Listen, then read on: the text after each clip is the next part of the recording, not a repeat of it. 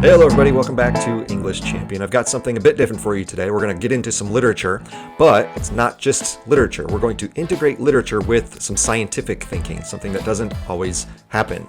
We're going to do that with a book I've been reading lately, and it's a book that I had wanted to read for many years, and it's always been very expensive on Amazon, and so I finally broke down and got it because I really needed it for some research I'm doing. And it proved to be very interesting, and interesting enough that I think you, even if you aren't super knowledgeable about literary theory or even the novels that I'm going to talk about here in this episode, you're going to find this interesting because it's about human nature. And this is a really important way that we should be reading literature. And even more important than that, we should be teaching our young people to read literature. So interesting stuff today. If you're a fan of 19th century British novels, this is for you. If you're a fan of interesting literary theory, this is for you. And if you're a fan of empirical data and scientific research, this is for you. All right, we're going to combine all of that in this episode, and I promise it'll be fun. So what has brought all these ideas together? Well, this book that I have been very interested in for a long time is called Graphing Jane Austen, and the subtitle, The Evolutionary Basis of Literary Meaning.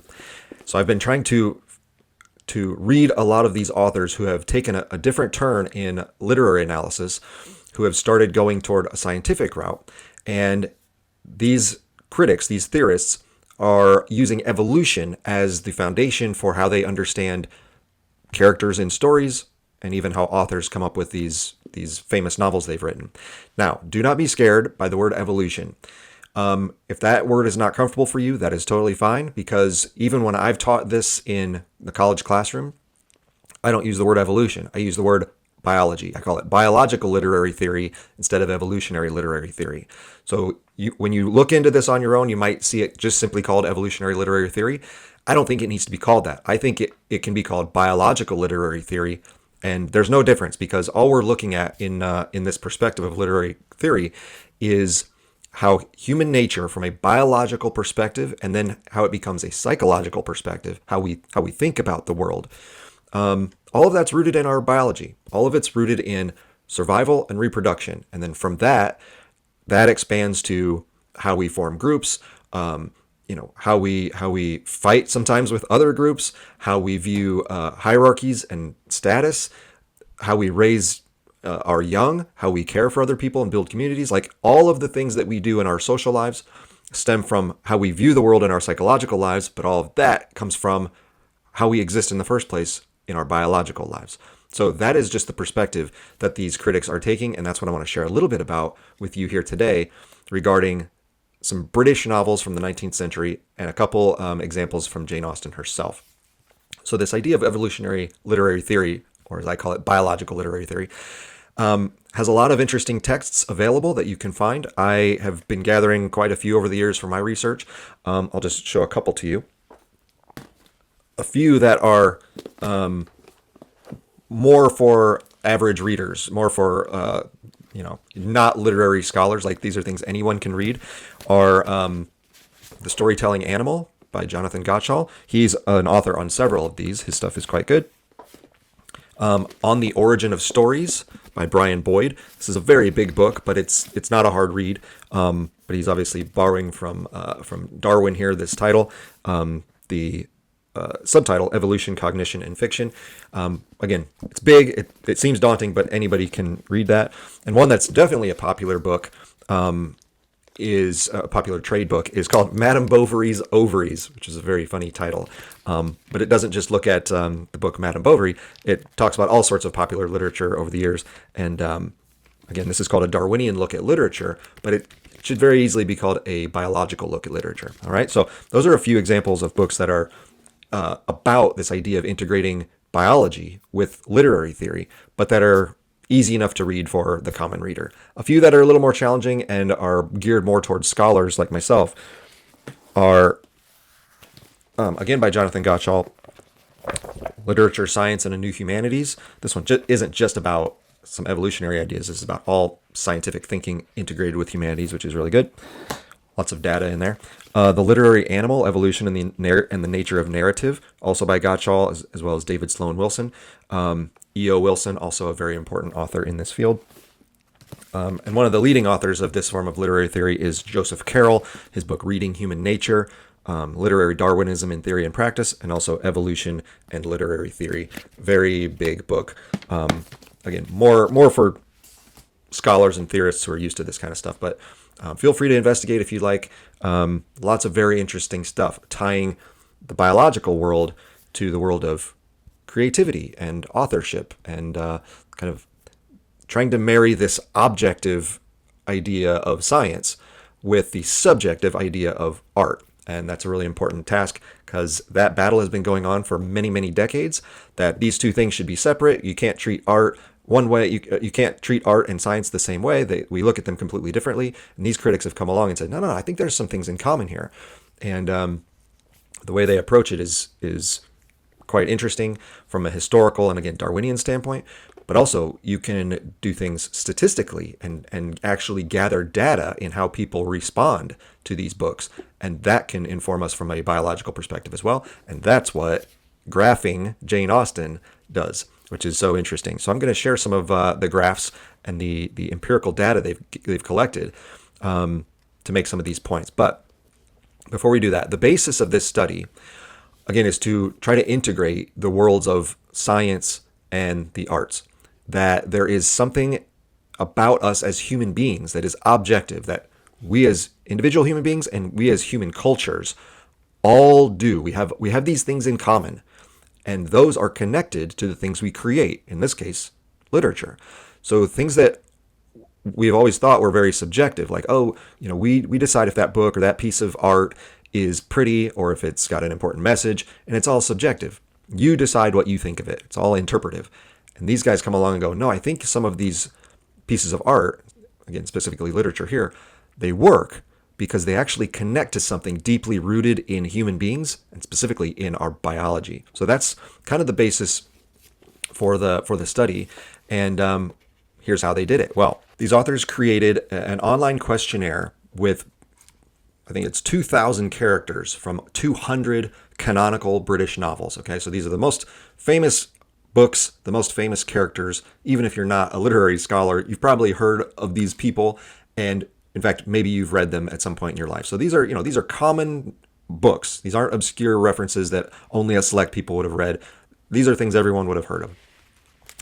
So they compiled this list and created these questionnaires that include lots of ideas about how the readers interpret and feel about these characters, and what the roles are of the characters in the stories, and again, how do we respond to them? So we're trying to get these guys are trying to get a connection between how these characters were created by the authors and how we as readers respond to them, and how we can apply some of those characteristics perhaps to our own lives, that they aren't just fictional imaginative representations, that the people we read about are actually reflections of us as real people.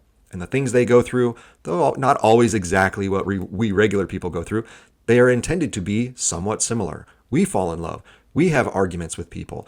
We have, goals for our business or whatever we're pursuing. Like, we all have these things. And so these novels, they're not separated from reality. They're not just imaginative constructs. They are intended to elicit emotions out of us and to connect with us on a true and personal and biological level. So that's what this survey is about. And what they discovered, or what they received back, was a total of 1,470 questionnaires by 519 respondents.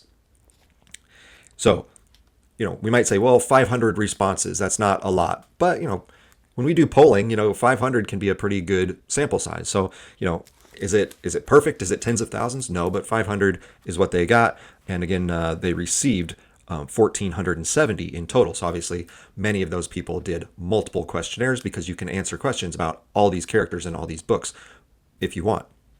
The key thing that they were looking for is how they call it agonistic structure, which is essentially like how we separate people into their roles in these books. And the three ways that they did that were through male, female, protagonist, antagonist, and major character, minor character. So that's the starting point that they began with, which was to kind of help them start to organize how do these characters fit into these roles, and then how do we respond to them as readers. So again, it's male, female, protagonist, antagonist, and major character, minor character. Just a quick note about who responded. Of the 519 unique identifications, the individual people who replied to these questionnaires, 2/3 were female, 1/3 male. So again, kind of maybe could be insight into who has read these books the most, or who's interested in them the most, or just who's interested in filling out surveys the most. But women tend to have been more interested in this study than the men. But the ages ranged from all the way down to age 15, all the way up to 83. The mean age was about 40. The vast majority of the respondents were college graduates with a bachelor's degree. So over 80% had a bachelor's degree, 58% had other advanced degrees, and 32% had doctorates. Almost all of these people had read the books recently, so it's still relatively fresh in their minds. And 60% had read the novel for their own enjoyment, 20% for a class they were taking, so these would have been students, of course, and 19%, or roughly 20%, for a class they were teaching. So we have a group of teachers as well. So some of these are reading for fun, they're reading because they have to for class, or they're reading because they're teaching it and trying to explain these ideas to other people. But all these are rather educated people, and they even recognize here that, does this create some sort of bias in our data? Because, college graduates are a pretty select group of people. They have a different background in the information they have and the exposure they've had to this type of literature. So, is this a fair analysis of the general public? And they sort of land on the idea that, they could have done it that way, but not that they intended this many people to respond who are this educated, but they actually view that as a positive, because these types of readers, again, 81% with at least a bachelor's degree, are people who tend to be readers, and they want to get actual readers' analysis. These types of readers, if you've gone to college or you are a fan of reading, you have more comparisons in your brain between novels you've read or authors you've read or characters you've looked at. You just have further background knowledge of who these people are and how these books were created, which can be very helpful in determining whether or not you like them. You're cheering for certain characters or rooting against other characters. Like, if you have this kind of mental library built up, even if it's just a little bit, that kind of background knowledge probably gives you more insight into how these characters are supposed to be read. Whereas if you've never read a Jane Austen novel before, and you don't know anything about the 19th century, you don't know anything about England, and you're just reading it, it doesn't mean your opinion isn't valid. Of course, you can have your own reaction to it. But someone who has read a couple Jane Austen books and read several books from the 19th century, maybe books that are British in origin, you're going to probably have a little bit more context and understanding of what these authors are trying to communicate. And so that's why they viewed that as not a negative at all. So those are a little bit of the background of the people involved in this research study. So again, we have our agonistic structure, male, female, protagonist, antagonist, and major or minor characters. And again, the purpose of all this from an evolutionary or biological standpoint is to try to make the connection that the way these characters act is not random. It's not purely imaginative, that we are intended as readers to view these people as acting somewhat realistically, that this is what people do. In fact, this is what I do in my life, or I've seen other people do. So it's a connection to human nature. And in addition to not just how people behave, but the production of the literature itself is tied to evolution or biology. They say on page 10, many of these theorists have proposed possible adaptive functions, for instance, reinforcing the sense of a common social identity, fostering creativity and cognitive flexibility, enhancing pattern recognition, serving as a form of sexual display, providing information about the environment, offering game plan scenarios to prepare for future problem solving, focusing the mind on adaptively relevant problems, and making emotional sense of experience. So these are all things that we have to do in normal life. And so the theory goes that, well, why did people create literature in the first place? Well, to do these kinds of things that we do have to do in the real life. Let's come up with imaginative scenarios where people have to do these things so that we can pass this information on to other people so that we can all learn how to do these things. He says they say on the next page, we argue that the social dynamics animating these novels derive from ancient, basic features of human nature. Such features would in all likelihood appear in some fictional narratives in most or all cultures. So again, they're searching for a way to tie all human nature together. That, well, we British people, write stories this way. We Asian people write stories this way. We African people write stories this way. We American people write stories this way. They say, no, no, no, no. We're all people. And yes, we've got some different cultural nuance, but in general, there are things that link all of us as humans, both on the creation side, the production of story side, that there are things in common among all these stories, and on the readership side, that we as readers or the audience, we actually notice many of the same things in these works of art, regardless of what time period they were written in or what culture they were written in. There are things that tie us all together that are part of human nature, and that's the biological component that these authors get to. So that's some of the connection to evolution. You can look into more of that if you would like. All right, on to some of the data, because this is the most important and interesting part. All right, so here is a graph that the authors compiled through their questionnaires and their data sets, and it breaks the characters down into male protagonists, female protagonists, male antagonists, female antagonists. All right, and what they were doing when they were constructing the surveys is they were looking at motives. They were trying to figure out, okay, well, what makes these characters do what they do, and then how do we respond to them as readers? So they had 12 motives, but they really boiled down to 5 key factors. And that's what you see on the left side of the chart. This is social dominance, constructive effort, romance, subsistence, and nurture. So social dominance had to do with seeking wealth, power, and prestige.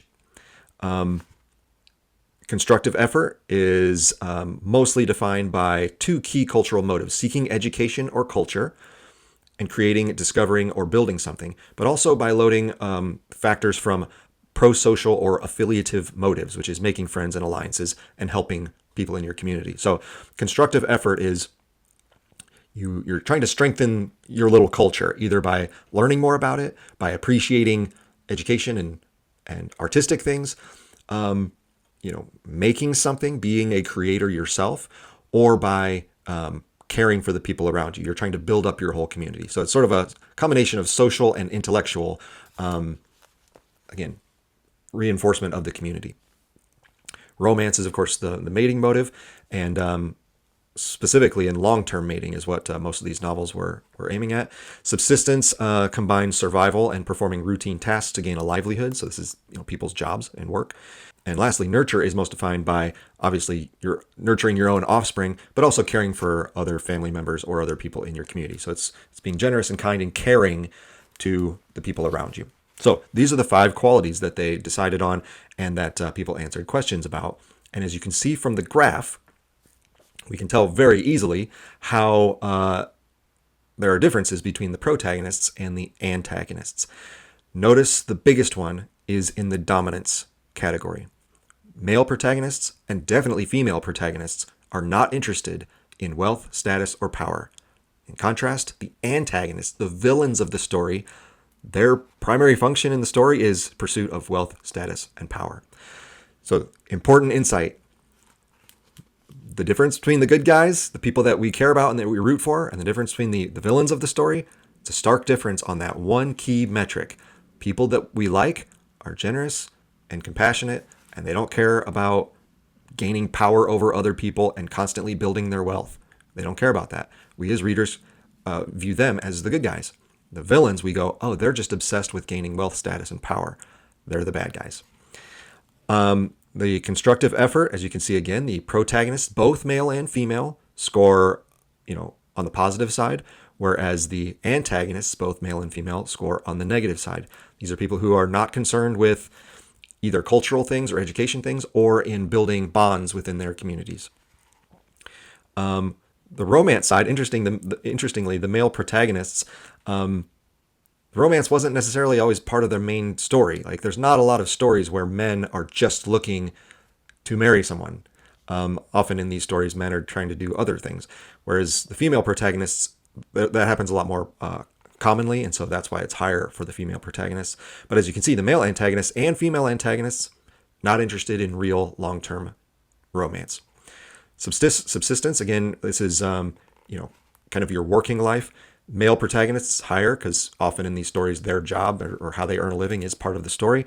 Female protagonists, it's kind of in the middle. It's hardly any really, because again, most of those stories aren't really about that.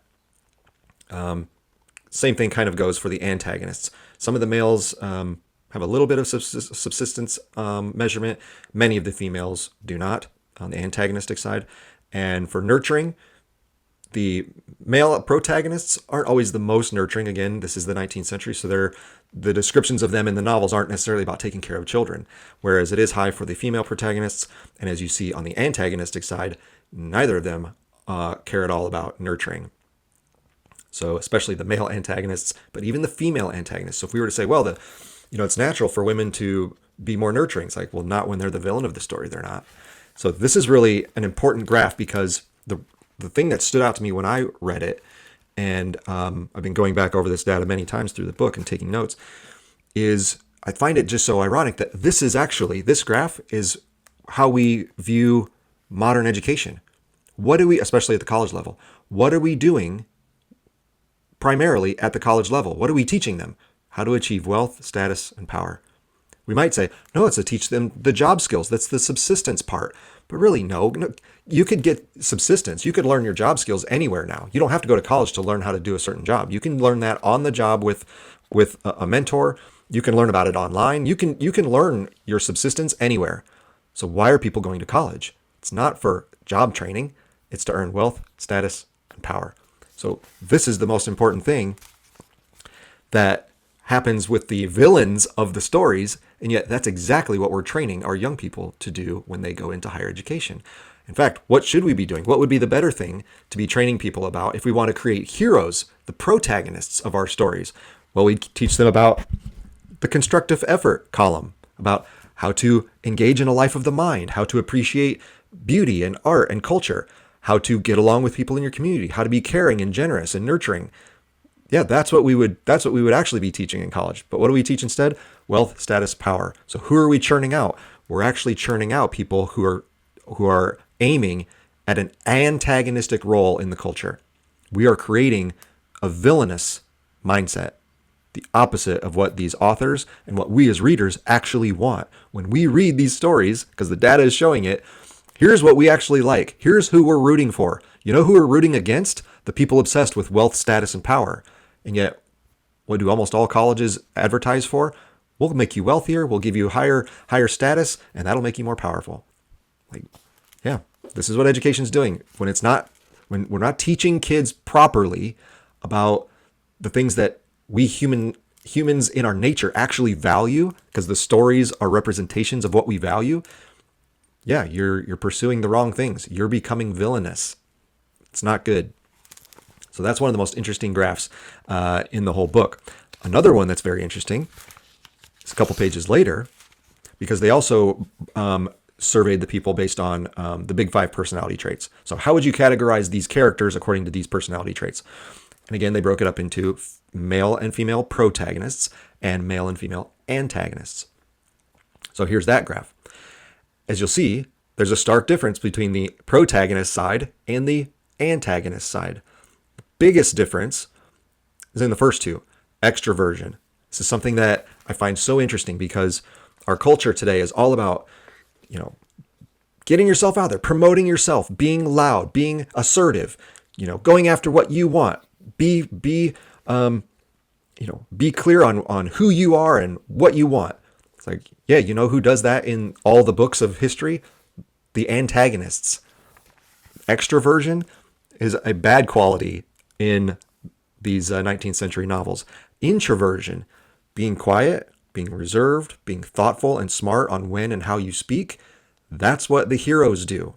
So stark difference between the protagonists and antagonists. Same thing in agreeableness. Protagonists, both male and female, agreeableness is on the positive side. Male and female antagonists, both dramatically negative. They don't get along with people. Why? Because they're out for themselves. As we just said with the power, status, and wealth idea. Yeah, they don't care about getting along with other people. They just want to have power. They just want to have money. They just want to have a status that's higher than other people.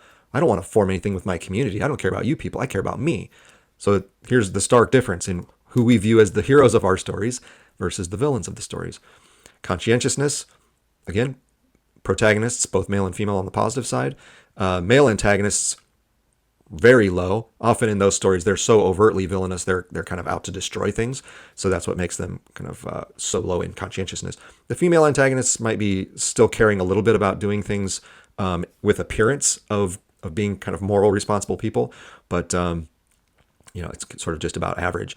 Stability, positive quality for protagonists, noticeably negative for antagonists, especially for females. They scored lowest on stability. So these are people who are erratic. Their emotions are all over the place. You know who are the heroes of the stories? People who are even keel, people who are reliable, who aren't going to freak out in certain situations. Those are the protagonists. And lastly, openness. These are the people who are most interested in learning, most interested in artistic things, new ideas, good conversation. Again, male and female protagonists, especially the female protagonists, they're really interested in being open, whereas the antagonists, both male and female, closed off.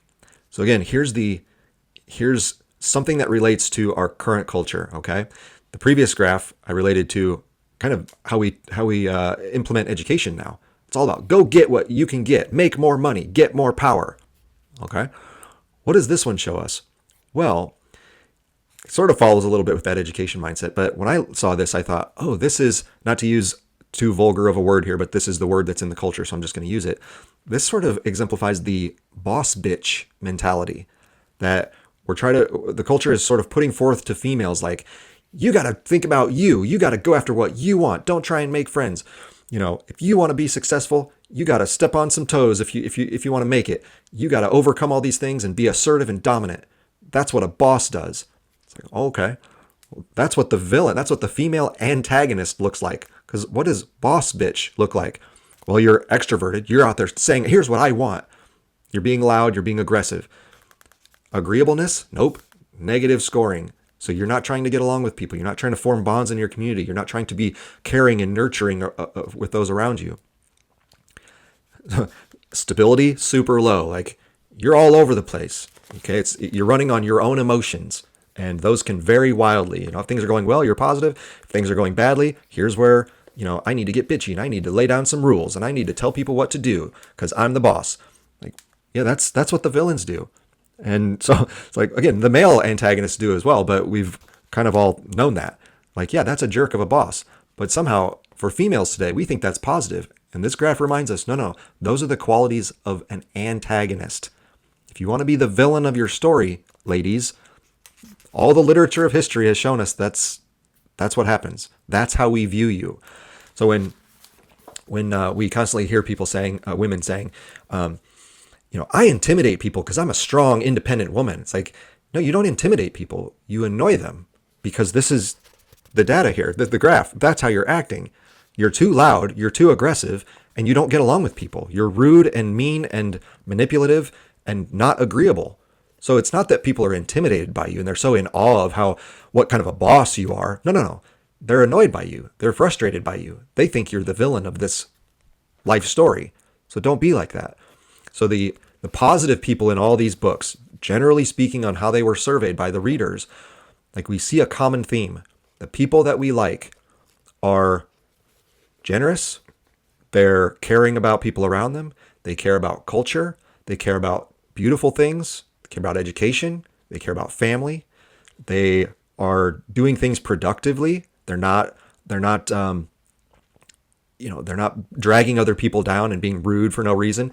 They're positive people. The thing that's also so great about their study, and they explicitly discuss this in several points of the book. Let me find a quick passage here, because these graphs exemplify this. They say, we describe data indicating that struggles for power based on sex are less important than struggles for power based on the conflict between dominance and cooperation. Despite differences of sex, male and female protagonists are much more similar to each other than either are to male and female antagonists. Male and female antagonists also are much more similar to each other than either are to male or female protagonists. In the features that distinguish characters, being a protagonist or antagonist matters more than being male or female.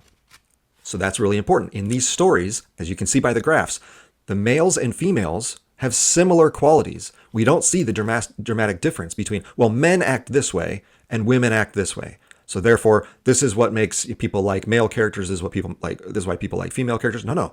The male and female characters are actually quite similar in both the protagonist and the antagonist. So when we think, again, in the culture where we have these fights among men and women, and we go, oh, well, you just like that because you're a man. You just like that because you're a woman. That's how you're viewing things. Like, no.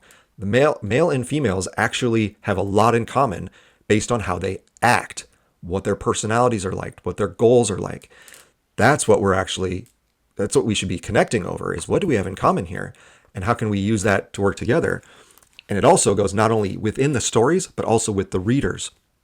Because you might think, well, the male characters, because they support the patriarchy, they're going to support certain the male readers are going to support certain male characters. And the female readers are going to support these certain female characters. And they say later in the book, what they found is the male and female respondents, those who filled out all these surveys, display negligible differences in scores on the same characters. So what they found is, no, it's not separated by gender. Males don't just identify with males. Females don't just identify with females. And there's this conflict where, if there's a female character and I'm a male reader, I go, oh, I don't care about her. I don't care what she's doing. Or I don't agree with how she's living. Same thing on the female side. If you're a female reader and you read about a male character, they don't go, oh, well, I don't like that because he's a man and he has power and he's part of the patriarchy, so I don't like him. No, the males and female readers feel the same ways, generally speaking, about the female and male characters. The distinction isn't male-female. The distinction is, are you a good character or a bad character? Because good characters do these things. Bad characters do those things. And the men and women agree. They both agree, here's what a proper male and female character, if they're the hero of the story, here's how they should act, and here's how we think villains often act, regardless of whether they're male or female. So that's the distinction. It's not gender. It's behavior. We're going to come back to that one more time as we go towards the end here. And that idea is actually explicitly described here in a later chapter where it says, our respondents do not like male or females more. They do not wish one sex to succeed more than the other, and they do not regard the success of either sex as more frequently a main feature in the outcome of the narratives. What this means is that agonistic structure, meaning the divide between, if we're breaking them into male-female, does not divide along lines of male-female. Characters are not good or bad, major or minor, because they are male or female. Sex is a separate, independent category. And they say something called valence is actually the thing that matters the most, which is what we've just been mentioning, which is the positive or negative behaviors of the people. How are they acting? Valence overwhelmingly provides the predominating structural principle. So it's not about gender. It's not about guys only like guy characters or females only like female characters. Males don't like female characters because we want to keep them in their place and we don't want them to succeed. And female characters don't like male characters because they're the patriarchy and they're just always bossing us around, won't let us do anything. So I don't like them. No, that's not it. Males and females actually agree. Why? Because valence, or the good-bad behaviors, is actually the predominating structural principle. So they say this challenges a lot, obviously, of literary theory, where they say these divergences are manifest in the constitution of the characters, how they act, what are their motives, their mate selection, their personality, and in the emotional responses of the readers. That fact suggests basic corrections for critical theories that attribute a predominating significance to conflicts of gender in the novels. Next page. Differences between males and females are far less prominent than differences between protagonists and antagonists. So that's super important. When you sit through classes and you hear professors talking about feminism and patriarchy and all this stuff and how there's these divides, what the research actually shows when you ask actual readers is they go, no, I don't care about any of that stuff. I care about if they're nice people. I care about if they are hardworking and generous and compassionate, and they care about their community, and they want to marry someone who's a good person. And though they might be wealthy characters, they're not constantly obsessed with being more rich and owning more land and having more power. Yeah, we like characters who are likable and who affirm the values of our community that help us all get along better. The predominance of valence in the organization of characters suggests in these novels, conflict between the sexes is subordinated to their shared and complementary interests. In the agonistic structure of plot and theme, male and female protagonists are allies. They cooperate in resisting the predatory threats of antagonists, and they join together to exemplify the values that elicit readers' admiration and sympathy. Both male and female antagonists are massively preoccupied with material gain and social rank. That preoccupation stands in stark contrast to the more balanced and developed world of the protagonists, a world that includes romance, the care of family and friends, and the life of the mind. By isolating and stigmatizing dominance behavior, the novels affirm the shared values that bind its members into a community. Brilliant. So that's a good summary there of why maybe we need to be thinking of these stories differently, because when you're taking this feminist view, or you're breaking it strictly along the lines of gender and power structures, you're completely ignoring the fact that in these novels what actually happens is the males and females are working together. The positive characters, the protagonists, they actually have the same things that they value. They value a long-term marriage situation. They value taking care of not only children, but other family members and even other people in their community. They value a life of the mind. They value stimulating conversation and interesting ideas. They're not concerned with power and wealth and dominance. That's what people like. So this is where men and women can come together and be on the same page in their reading, and yet so many scholars out there are so hell-bent on dividing people that it's, one, it makes reading super not fun. I mean, if you're just setting up conflict between people all the time, like why would anyone care about that? What's way more interesting, and it's truthful from a biological standpoint, is this is actually what human beings are after when they're living properly, when they are aiming at success from a biological standpoint, survival and reproduction. Well, you need to be generous in your community. Yes, you can become successful, but you shouldn't be flaunting it. You shouldn't be trying to gain more power from it. You shouldn't be manipulating people and tricking people and taking advantage of people. You should be a helpful member of your community, someone that's emotionally stable, that people can rely on, that's a conscientious, hardworking, reliable person. That's what helps your species survive as human beings. And yet, what are we teaching in our schools? No, go after wealth, status, and power. What are we teaching young females? Don't be agreeable. You can be bitchy. You can be mean to people. You should go get what you want. Okay, yeah, good luck with that, because that's what the villains in the stories do, and they aren't successful. So, again, back to how this relates to real life from a biological standpoint, but also just a broader social and cultural standpoint.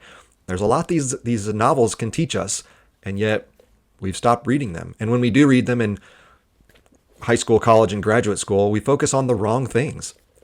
It's not about gender. And it goes even further than that, because it's not about anything else. It's not about race. It's not about class. It's about behavior. That's what the valence metric tells us. We care about, are you a good person or a bad person? I don't care if you're a male or female. I don't care if you're black or white or any other color. I don't care if you're rich or poor. I care about how you act. That's what matters the most. I'm going to come back to that key idea here in 1 second. I want to just, since the book is called Graphing Jane Austen, I do want to give you just a couple Jane Austen points of data here, because, again, the book is generally about other 19th century novels, but there is a whole chapter devoted to Jane Austen books that does have some interesting insights that reflect a little bit of what we've already talked about, though slightly differently, because Jane Austen was a unique author in that she pretty much only has female protagonists. In fact, in the studies of her 6 books, one only barely qualified, one male qualified as a protagonist. That was Mr. Darcy in Pride and Prejudice. And that wasn't something everyone agreed on. That was just like barely enough to maybe consider him to be a protagonist. All of her novels have female leads. So, they're all slightly different than other stories or other novelists that have a mixture of male and female lead characters in their books.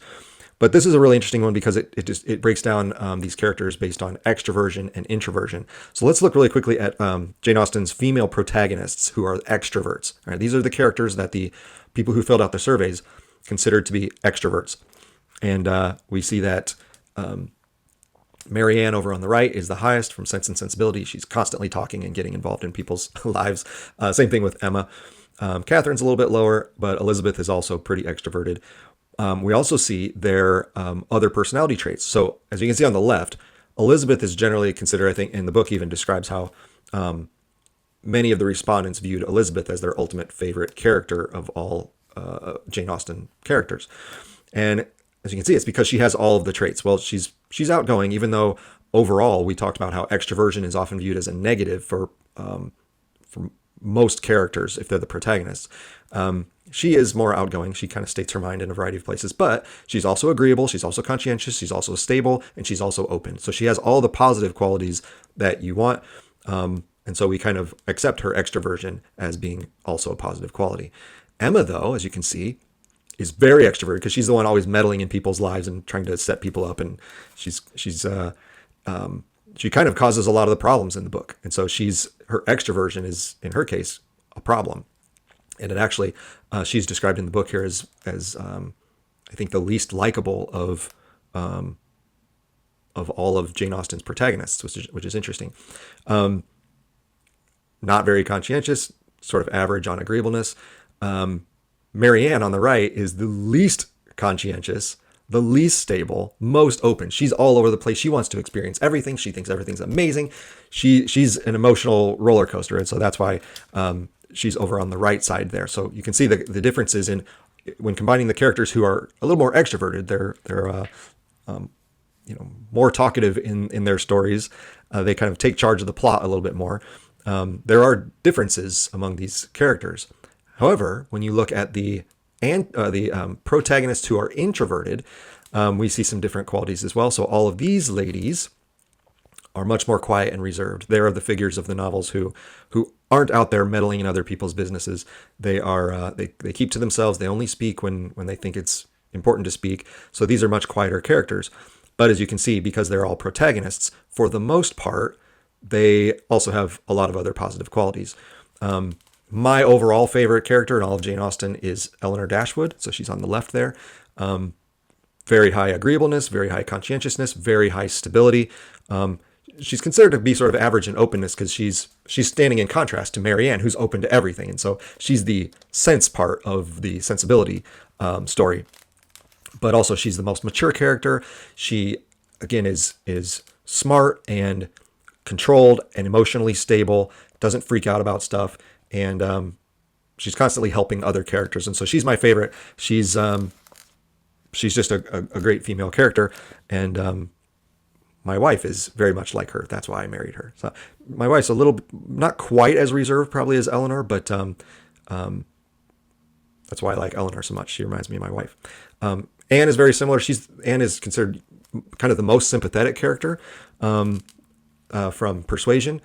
I'm not as big a fan of that book as I am of Sense and Sensibility. Perhaps that's why I like Eleanor better than Anne a little bit. But Anne has all the best qualities too, but she's also very reserved and introverted. So this is just an interesting breakdown of, who are we rooting for? Which characters do we like the most? Who do we feel bad for? Because those are other metrics in this book. And who do we have an emotional connection to? And so we see through their personalities how people react to those characters. And as you can see, these are the ladies of those stories that show us how personalities can lead us toward, in these charts, being the protagonists. But throughout the book, they also talk about antagonists as well. One final thing. Let me wrap up with this. All right, because this goes to some of the political ideas that get taught in schools, as well as what we might think are part of the personalities of the readers of these novels. They say this about political views. If the political views of our respondents are at all representative of contemporary students and teachers of literature, and we have no reason to suppose they're not, they are probably to the left of the center in the political spectrum. All right, so that's not an argumentative statement. That's not controversial. Like, if you're talking to people who study literature for a living, who are in college or who have degrees that are related to English and literature, almost overwhelmingly, these are people who are going to be leftists in their political ideology. Okay, that's not a brand new fact. Everyone should know that. Nonetheless, when the respondents read Jane Austen, they slip easily and comfortably into the ideological norms that characterize the stance of a privileged elite. It says privileged elite because many of all of Jane Austen's stories are about some level of wealthy people. Okay, she's not writing Charles Dickens with all these poor people around. These are people who have some level of status in society. So, yet, even though these people are often on the left side of the political spectrum, they identify with and root for and really like characters who are exhibiting the characteristics of this elite class. Interesting. You might think, well, we shouldn't like these characters because they're all elites. And I believe in standing up for poor people, and I don't like this divide between the wealth classes and all this stuff. Turns out those people like rooting for Elizabeth or Eleanor or Marianne or any of these characters, even though they're part of maybe not the most elite class, but they're part of a privileged class. Whatever political theses our respondents might formulate about the novels, their scores on who they're rooting for and who they like and dislike reveal that they participate vicariously in the emotional resolutions that Austen provides for her characters.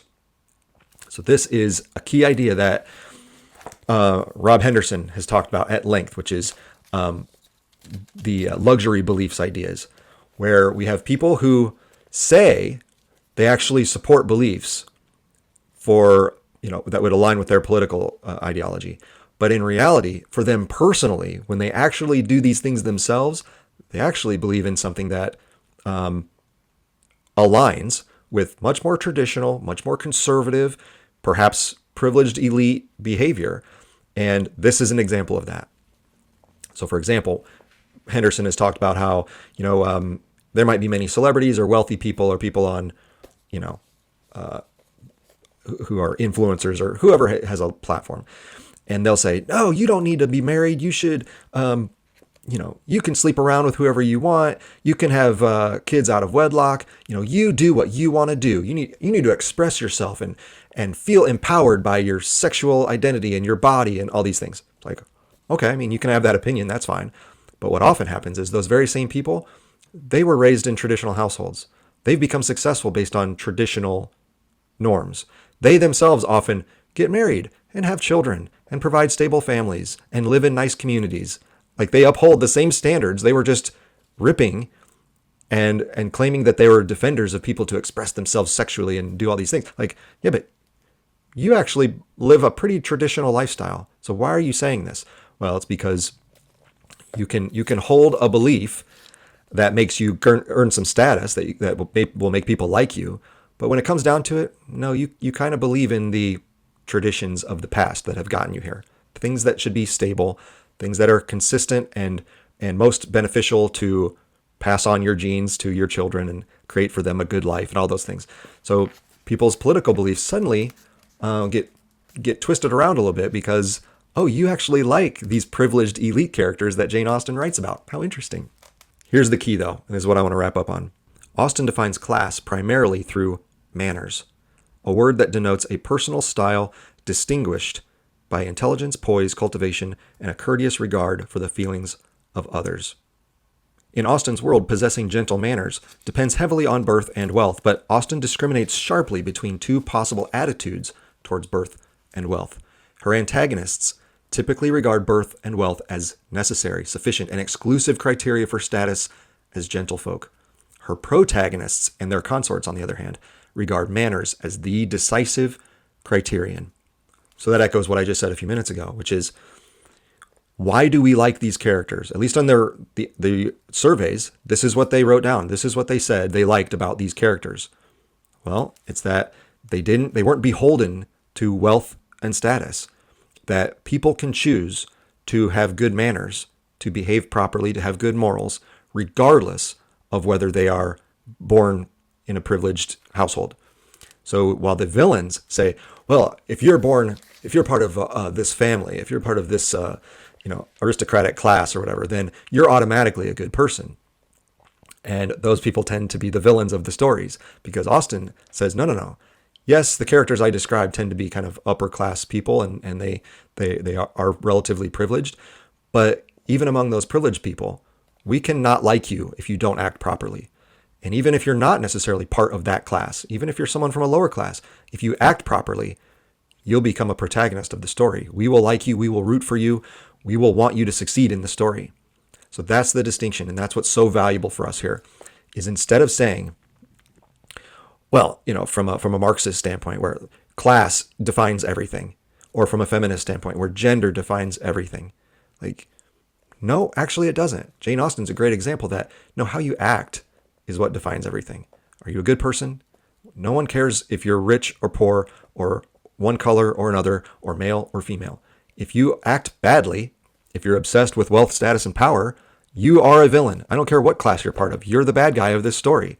If you're someone who is generous and compassionate and cares about helping other people, and you are responsible and emotionally stable, and you're polite, and you're a hard worker, you're one of the good guys. That's all that matters. It's not your race. It's not your gender. It's not your class. Jane Austen's stories and the other novels of the 19th century seem to indicate that, at least how people respond to them. They go, yeah, we know who we like and who we dislike. We like these people who have good manners, who act properly. We don't like those people who are obsessed with wealth, status, and power, who are mean to people, who aren't generous. They're the villains. We cheer for the good guys. This is who we like. So as I constantly talk about on this channel and in all the courses I create, I use literature to try to help young people become heroic figures, whether it's through bravery, whether it's through standing up for some principle, whether it's by just being generous and kind to the people around you instead of being greedy and selfish and power hungry. We're trying to create heroes here. This is what we're supposed to be doing as literature teachers, not focusing on power dynamics and distinctions between race and class and gender and whatever else. No, it's to say, here's how all of us could be more successful. Here's how all of us could get along better in our culture. And we can learn those lessons from the stories, from Jane Austen books, from other stories of the 19th century, from any other pieces of literature. If they're taught from the right perspective, if they're taught using a moral framework, if they're taught by focusing on what human beings have in common rather than what divides us, this is how we can create heroic people. But instead, too often, as I said earlier, our education system, our literary instruction focuses on, you're actually training people to become the villains of their own life story. Why are you doing that? Let's stop doing that. Let's start creating the characters that we admire so much, male or female. We want to emulate these people in a certain way, and that way is through their manners and their behavior, by being ethical, moral, responsible, stable people who contribute to their communities, who enjoy a life of the mind, who enjoy good conversation. It reminds me of Anne Elliot. She said in Persuasion, she goes, my idea of good company is the fellowship of clever, well-informed people who have a great deal of conversation and liberality of ideas. Yeah, this is what education should be training people to do, not pursue wealth, status, and power all the time, and not to have an attitude of, I'm going to go get what I want because that's what it means to be a real man or a real woman in this world. Why are we focusing on those things? So this is an example of how our biology can inform our psychology, which then informs our way of interacting with other people. And these types of books that focus on this biological perspective can be really helpful. So this is one, Graphing Jane Austen, that I highly recommend. But as I showed you at the beginning, there are lots of others if you want to sort of dip your toes into this idea of integrating biology and the arts, because arts and sciences do not have to be separate things. We can learn a lot by integrating them. And hopefully you found that idea as interesting as I have recently. So check those books out. Let me know what you think. See you next time.